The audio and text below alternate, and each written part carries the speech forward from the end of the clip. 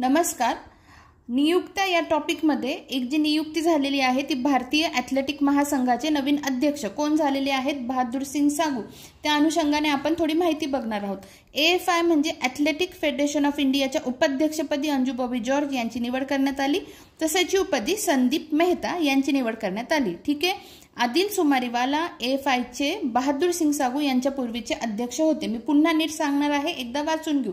भारतीय ॲथलेटिक्स महासंघाविषयी बघा, स्थापना 1946, हेडक्वार्टर आहे न्यू दिल्ली। त्यानंतर संस्थापक कोण आहे? GD सोंधी आणि महाराजा यादवेंद्र सिंग। प्रशिक्षक सेर्गेई मकारोव।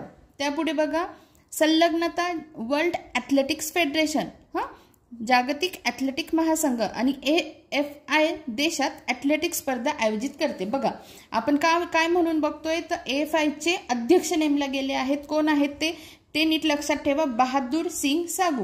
मग ते अध्यक्ष आहेत, तर उपाध्यक्ष कोण आहेत? तर अंजू बॉबी जॉर्ज। ठीक आहे। मग सचिव कोण आहेत? तर संदीप मेहता। मग बहादूर सिंग सागू यांच्या पूर्वी कोण होते अध्यक्ष? तर ते लक्षात ठेवायला पाहिजे, ते होते आदिल सुमारीवाला। मग एवढं सगळं बघितलं तर आपल्याला AFI विषयी थोडीफार तर माहिती पाहिजे की नाही। मग स्थापना झालेली आहे 1946 ला। हेडक्वार्टर लक्षात ठेवा नवी दिल्ली येथे आहे। संस्थापक विचारले तर GD सोंधी आणि महाराजा यादवेंद्र सिंग। प्रशिक्षक सेर्गेई मकारोव। संलग्नता जागतिक ॲथलेटिक महासंघ। आणि हे काय करतं तर ॲथलेटिक्सच्या स्पर्धा देशात आयोजित करतं। तर ह्या सगळ्या गोष्टी, ह्या फॅक्ट्स नक्की लक्षात ठेवा। धन्यवाद।